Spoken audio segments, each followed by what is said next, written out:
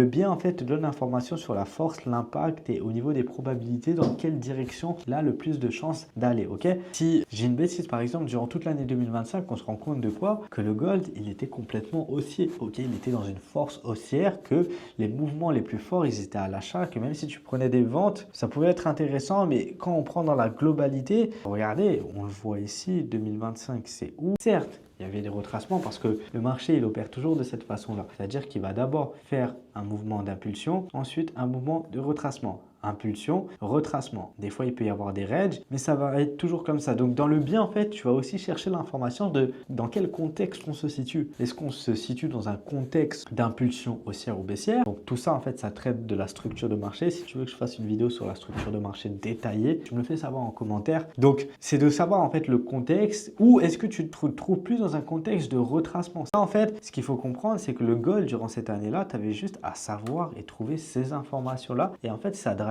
toute ta semaine. Concrètement, je me posais le dimanche et je regardais un peu la direction. Je regardais si on était plus dans une tendance haussière-baissière.